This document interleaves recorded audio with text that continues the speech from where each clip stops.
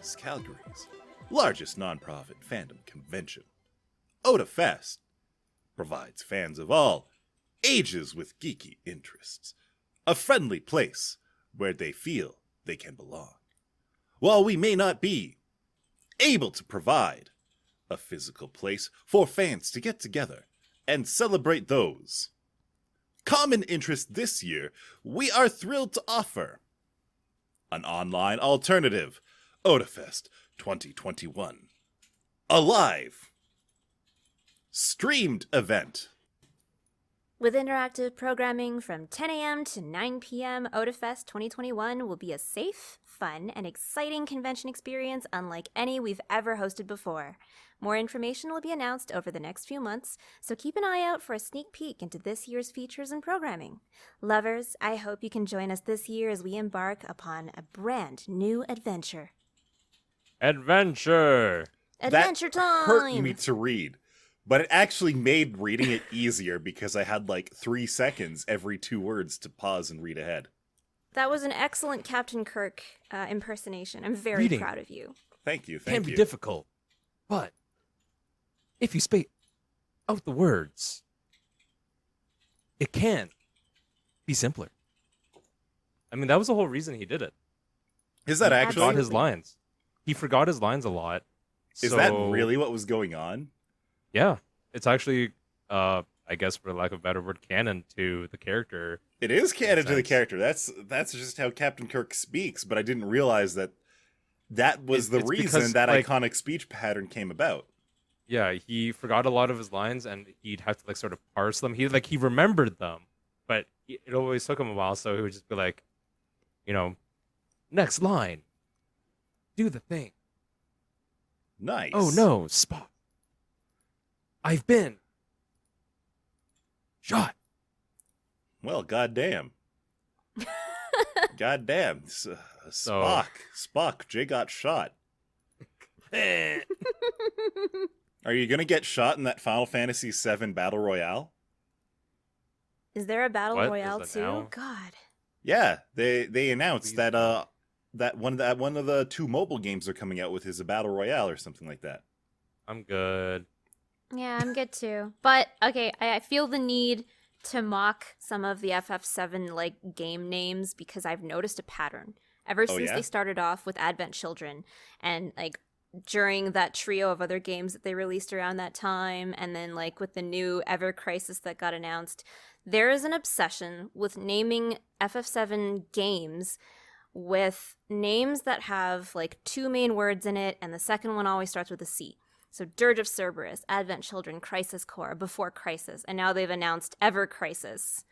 And it's like, okay, so the next one down the line has to start with an F. I wonder which one that one would be. But the second word has to be a C word of some sort. Ooh. Well, that's not the case with the new or the second portion of Final Fantasy VII. The Fast remake and Furious Chocobo. Intergrade. So it's not an upgrade or a downgrade, but it's a side grade. Nice. I guess. So, does that mean that's not a grade at all? No, that's exactly what a grade is. You can have a 0% grade. I mean, we don't want to talk about high school like that. But yeah, sure. Yeah, sure. What's the lowest score you ever got in school? In school? Ooh, what was the lowest mark Lowest? that I ever got? And high school? Or wanna maybe in say, school like- in general, but high school is like of some consequence, maybe. In high school, I want to say it was like 53 to 55 in that range. There were What a few class was times it? where I just barely passed. Was that a class mark or was that a test?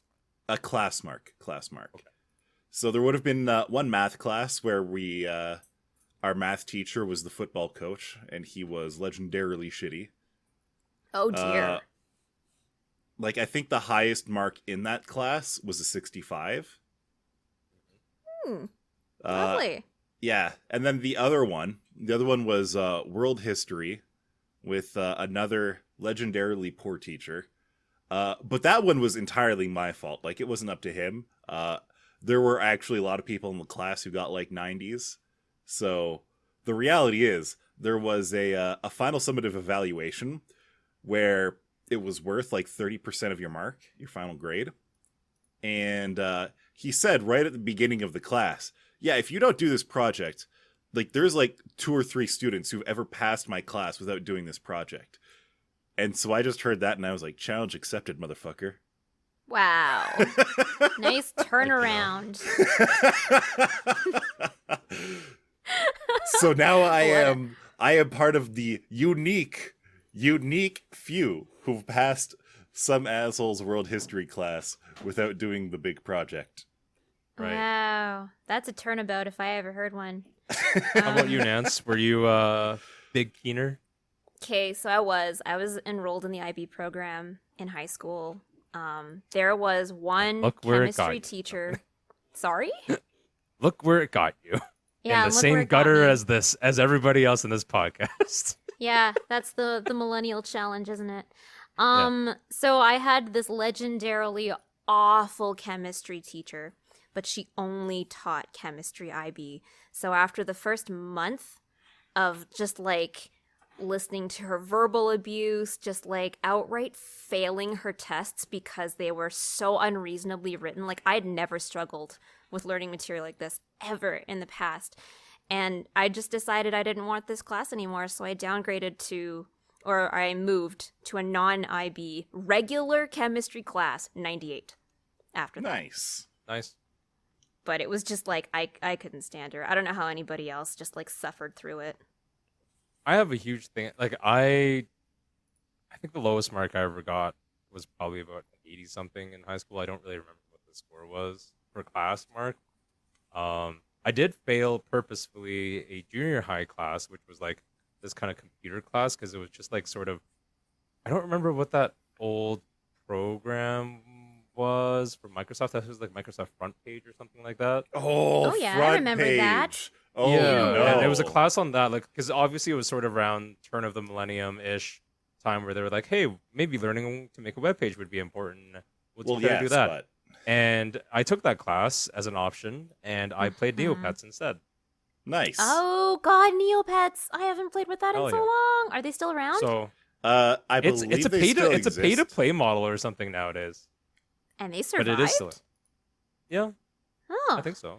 There were multiple times, like, I remember at one point, the forum on Neopets got raided by 4chan because they found out that Neopets fired all of the moderators. Oh, wow. And then they just, like, a few weeks later, I can't remember what exactly happened, but they just removed the whole forum aspect from Neopets. Oh, wow. I could see that. Also, I can't remember if it was Neopets or Gaia that got, like, bought out by Scientology. I don't know. It might have been both. I never did. I only played a little bit. Rewarded. I remember you got rewarded for participating in like the Neopets forums. That's how people would like go and get bonus currency basically to spend on their pets. And I was just like, oh, I have to actually interact with people. I'm good. For me, it was all like I was a young lad. And my parents were like, internet chat rooms are dangerous. There's weirdos in there. So I just didn't use them.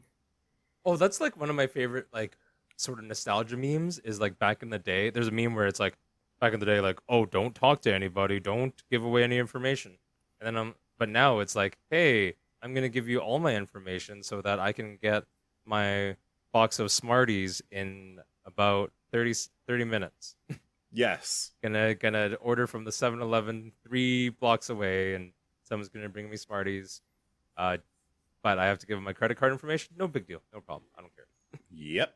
Come on, give me my snack. Give me my snackums. I want my snackums. Lots of. So I know we're talking about some old stuff. There's been a lot of sort of old stuff in the news kind of recently. We touched upon it really early. Well, obviously, Final Fantasy VII Remake is a remake of an old game anyways. The second part's finally coming out, which is, again, FF7 Remake Intergrade. They're all like, ooh, check out Yuffie. And I'm just like, I hate Yuffie. She stole my shit. What's wrong with you? She stole my shit. How dare you? Yeah, the first time she stole all my shit, I was really mad at her. Like, I don't forgive. I was fuming. But she's adorable. After you get to know her, but at first she's kind of a jerk to you. She steals your shit. Wow. She's also not Wow. that useful of a party member, so there's not that much redeeming about her. these Yuffie haters up in this chat. What the fuck? Hey, I don't hate her. I was just really hurt by like the first time you meet her and you trust her and One things are good is and then far she too steals many. everything. Angelo, I need you to stop simping for Yuffie. She steals. Whoa. Period. No.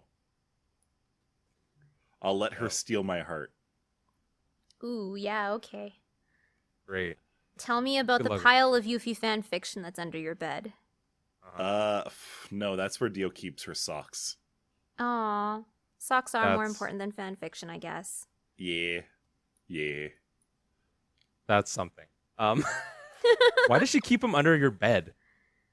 I don't know. She just has like boxes of like these collapsible boxes that she keeps a bunch of stuff in, and old socks happen to be one of them.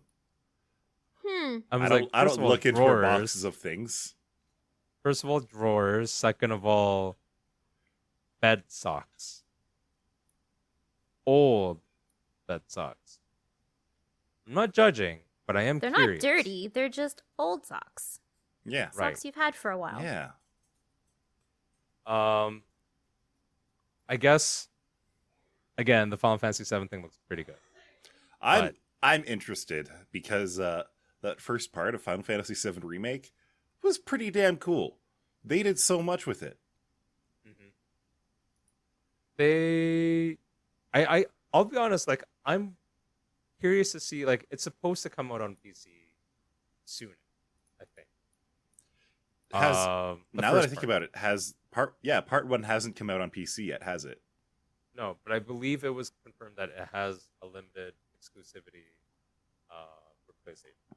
I just don't know Okay. if it was for a 1 year or however long the actual length of it's supposed to be. Fair enough. But I am looking forward to it. Thankfully, there's many other games that I can take up my time with right now on Steam. Yeah. And other stuff in general. Because, like, the Diablo 2 remaster got announced, and we talked about that last podcast. Mhm. And me and my junior high friends got back together, and we're playing Diablo 2, Nice. like the original. And I've already sunk maybe a solid 30 hours into it at this point. Dear God. Wow. So that's what you're doing with all your time not working. Having Yeah. fun with friends. How dare you? For know. nostalgia reasons, too. You know, I'm sorry that I'm not getting together with them physically and licking everyone's faces. But this will have to do. Spreading demon blood upon the ground, rather. But it's been good times. It looks terrible, but it looked better than I thought it would. Do you have a favorite class that you like to play? Paladin, which is also the most common class, but it's just like, it's not only because it just like destroys stuff, but it's one of those self-sustaining classes, generally speaking, that's not too blast cannon. And I don't know, I think he's pretty fun, he's pretty versatile, he has some fun builds that you can make. So I have a good time with him, mostly. A lot of I'm not in RPG games of any kind. I'm not a magic. That's a big thing for some reason. I'm always like rogue, assassin type characters, sometimes warrior types, sometimes monk types. But you almost will never find me playing a wizard or a sorceress in Diablo 2, for example. I don't know what it is, but I'm not attuned to magical characters. What about you, Angelo? What kind of characters do you like to play? I have never played Diablo 2. But like in general, Oh, like RPG characters do you in care? general, I play whatever character lets me go ungabunga and throw myself at the mobs. So you're sort of the same as me. Tank? Sounds like warrior types, tank types. Tank Yeah. types are definitely more fun because you don't have to figure out how to dodge or anything if there is a dodging mechanic in the game. Right. But yeah, I just like characters that let me just stand in one place and beat the enemy with my stick. Or fists, bare fists. Fists are great too. That's fair.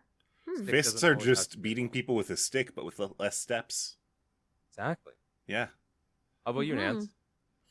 I am usually a ranged person, whether that's like if we're talking arrow, gun. bows or if it's magic. I Magic. typically gravitate towards support characters, so I'd be the one who's like buffing the tank and making sure that the enemies have debuffs on them, that sort of thing.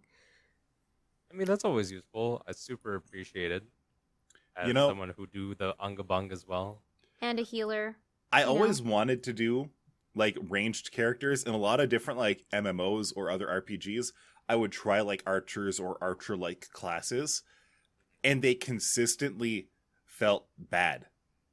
Like, I understand. That's how I feel about magic characters.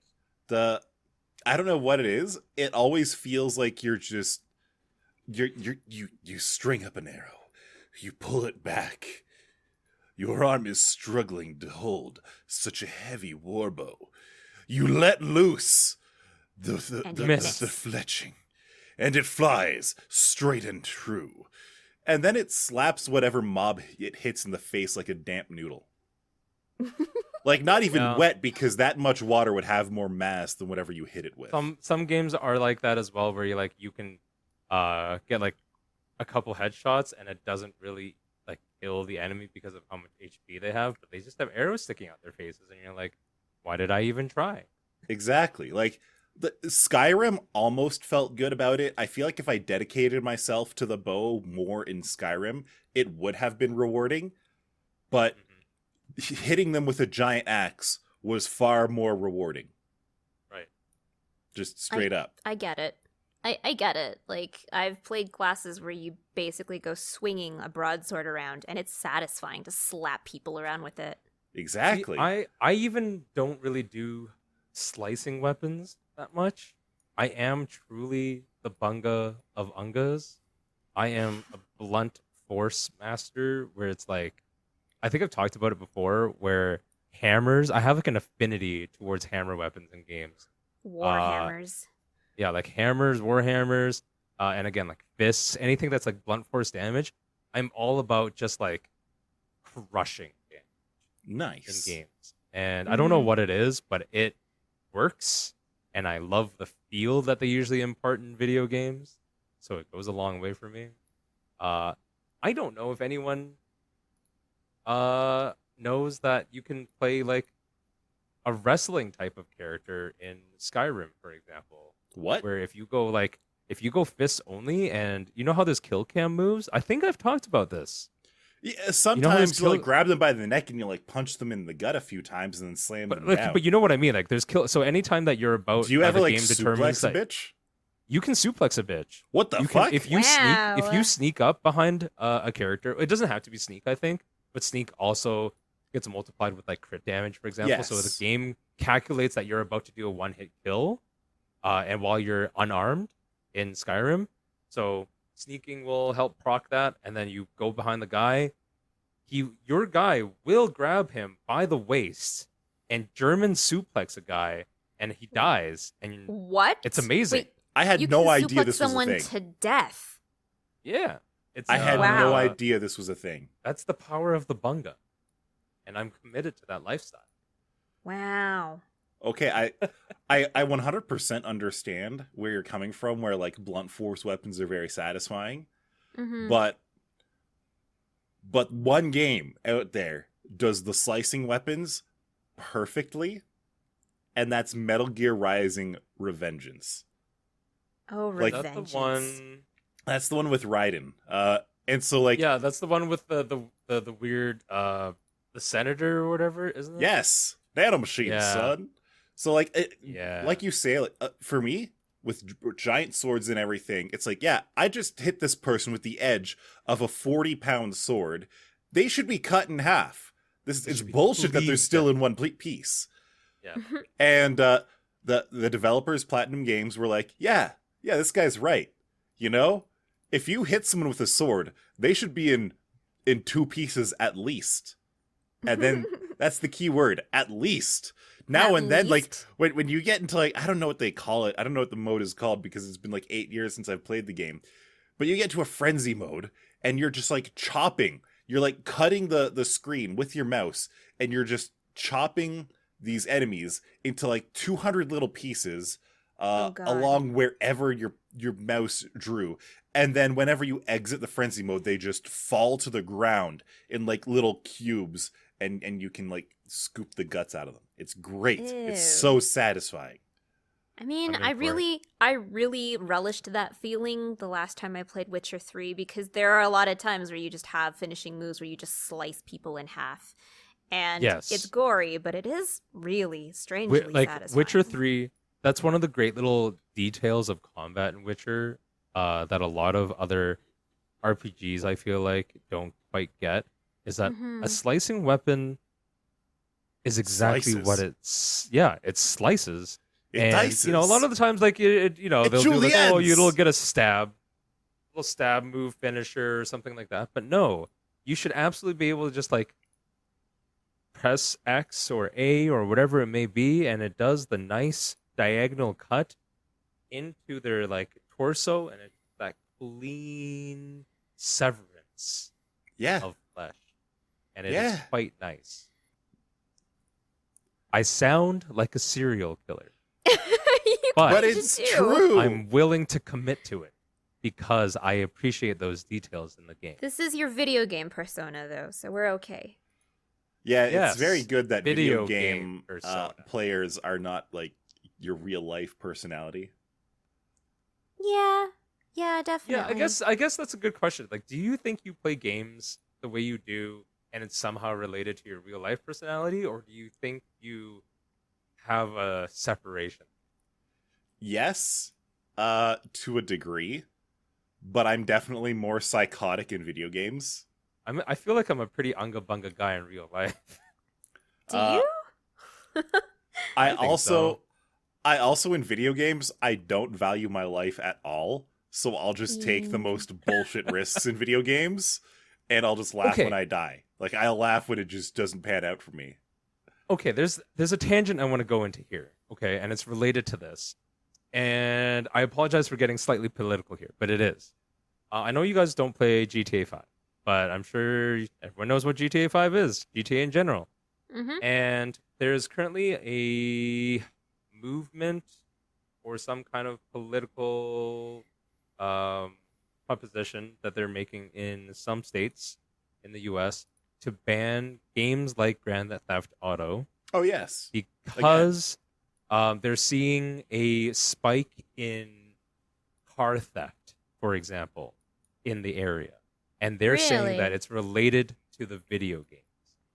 Sure, you know that cars were never stolen before Grand Theft Auto came out, right? Yeah, ever. Yeah, absolutely. Ever.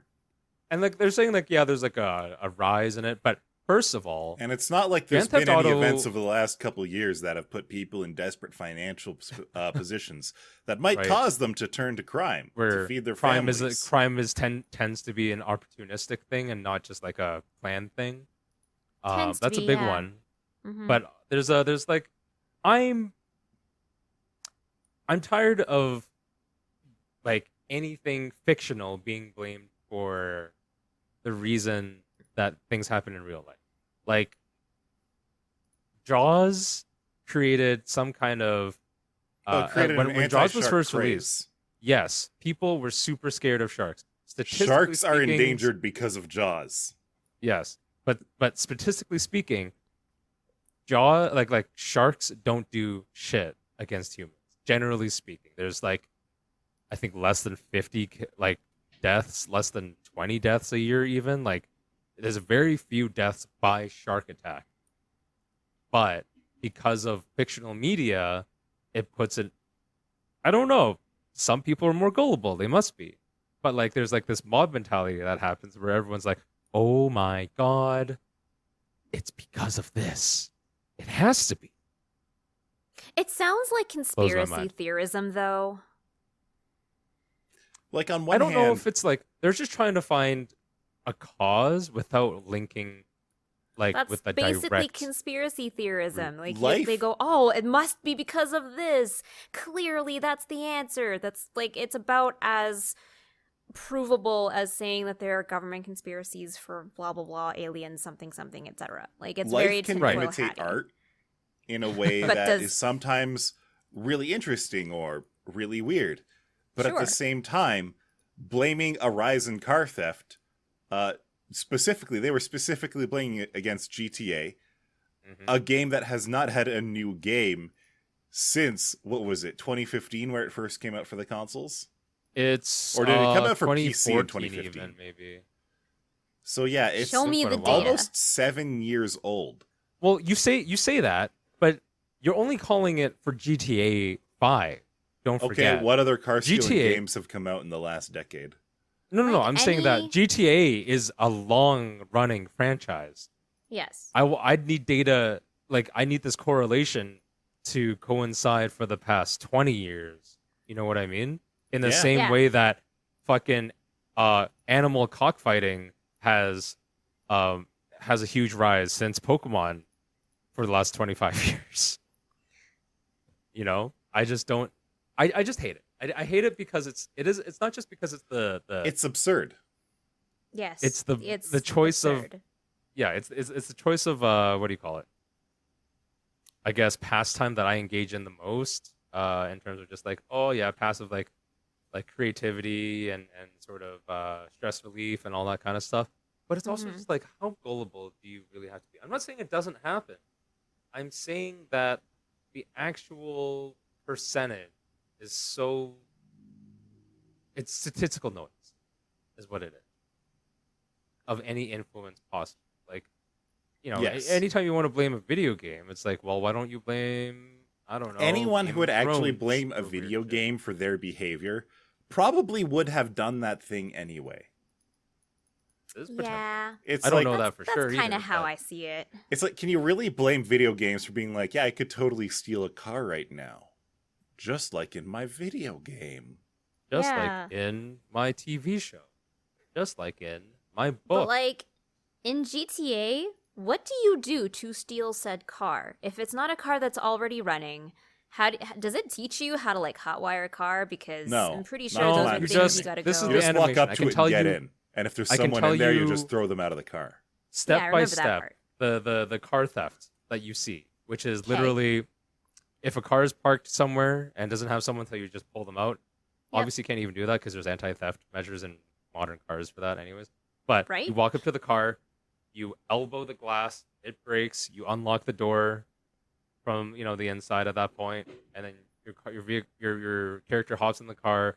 They fiddle around with it. You don't really see what's happening, and then you start driving. Magic. Okay. And it's like a it's not even 15 seconds. It's like a 7-second interaction. I will also say that if you have played GTA 5, you can steal cars, but I can also tell you that you can do much worse things, first of all. Sure, exactly. And stealing cars is not really that big part of a game. It's in the title, but that's not like the point of the game is to steal cars. It's just... I don't know why they named it Grand Theft Auto, really, because less than 10% of the activities in the game are to steal cars, I would say. Yeah, I mean, I've played GTA. I like, it's not even something that's new to it, honestly, or like strictly just that game franchise. Because I don't know if you guys remember L.A. Noire, very similar gameplay style, same thing. And like, of course, you have any sort of open world game like Cyberpunk, same thing. It's just, it's not like there's any sort of mechanics involved. It's just, hit X to steal this car. Like, oh, whoop, I'm teaching a future generation how to steal cars.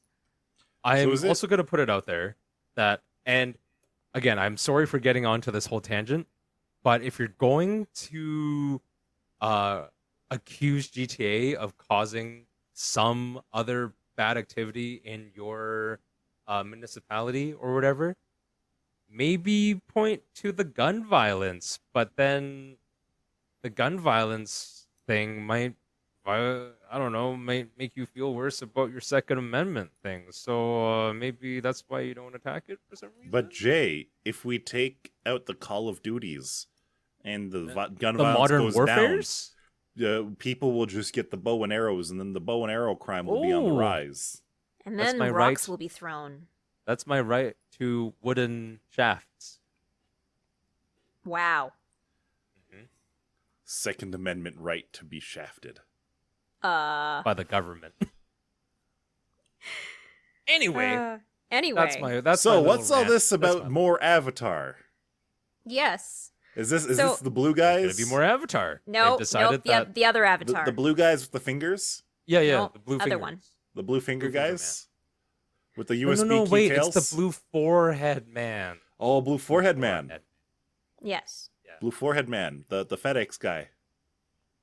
I mean, I think I mentioned earlier that I've watched, not in this episode, but I've finally seen like Avatar, Last Airbender over the course of the pandemic, which it was entertaining. It was a little bit too geared towards a younger audience for me, but I still liked it, and I know a lot of people like it. So Nickelodeon is creating the Avatar Studios to create and expand upon the Last Avatar universe, which I think is really cool. It's Interesting. a very responsible way, hopefully, to take control of that franchise, as Okay. opposed to all the weird stuff that they were going to do with it. There was like movie talks and live action adaptation talks and a bunch of There stuff was a like 3D that. animated adaptation. Yeah. There Like, a was lot no. There was There- no live action movie done by M. Night Shyamalan. No. I have Oh, no That didn't idea. happen. That was a was the other fever dream. Avatar. That was the Blue Hand Man. Yeah. Pretty. That was the James Cameron movie? Yeah. Yeah, right. Yeah. Yes. Which I've yeah, never so seen, by the way, and I won't. I still haven't seen the Avatar movie, actually. The one with the blue people. I still haven't seen it. Oh, it's okay. I'm It's not gonna watch it. At basically this been point. described There's to no me as Space Pocahontas. So I've I'm also- Yes, actually, yes. I was gonna say it's a whole bunch of tree hugging hippie crap. point. I And think we've briefly yeah, talked about that before. But totally, Anyway. I don't know. Like I said, I know a lot of people who respect that franchise. I also respect that sort of franchise, and There are Even parts though I of this didn't grow up with franchise it. that I respect. I don't really know what my expectations are for this newly announced Avatar Studios thing, because so many previous additions to this world have been just scrapped. There was the Netflix live action adaptation that was announced a couple years ago, and then in the news last year, the creators of Avatar just like left. They left the project. oh, I remember had no it was idea. something like it was due to creative differences, but I feel like everything is usually due to creative differences. So I don't know. You know, I wasn't a huge fan of Legend of Korra for reasons, but you know, I loved the original series, The Last Airbender. So I really I've do hope that this turns out never well. actually finished either. I feel like you should at least finish The Last Airbender. I should. Season should- 3 I think- gets real good. But here's the thing: I only ever watched it on YTV back when I was in like high school. Oh, those Nice. were the days. Yativ. Yeah. I So, mean, it's like, on Netflix. I could. There's nothing really stopping me from going to watch it other than just I'm not watching it right now. I mean, This you is just have it. a lot of things you do in your spare time. Yeah. You So could replace anime with it could. American cartoon. Well, animated in South Korea, but produced by an American company. American cartoon. I mean, I think Simpsons is also drawn in Asia now too. Really? I didn't know that. That wouldn't I'm pretty surprise me. sure. Wow. So Well, now I gotta mean, look it up. When you have American a cartoon. culture that feels like paying their animators basically less than poverty wages, then it's Mhm. very profitable to have your animation done there. Yeah. Speaking of anime, Anime. the final film of the Rebuild of Evangelion series, which is the remake Finally. of Evangelion. Finally. It's only years Evangelion. and years late. 3.0 plus 1.0. So back when Thrice upon a time. Ava 3 came out, Uh-huh. they announced Ava 3 and Ava 4 at the same time. And they They were like, did? Ava 4 is going to be coming out in 2015. Oh, yeah. So I don't know if you've looked at a Checks calendar current lately. year. I don't know if you What checked year- your It's calendar not lately. 2015. What year is it? So apparently, Anno had some depression issues with how Eva 3 was released, and he was like, "Yeah, I don't want to make the fourth movie anymore." And then Toho, the guys behind Godzilla, were like, "Hey, Anno, we want to watch Eva 4, so come make Godzilla for us and get out of your fucking depressive slump, you piece of shit." And then so Anno went and made the entire series has been an homage to his journey through depression. I'm not surprised that depression has reared its ugly head for him again. Oh yeah, the fact that it happened again was just like, yeah, sounds about right. Yeah. Well, still, I mean, Mommy I don't. issues, Depression is not depression. fun. I don't wish it on anyone.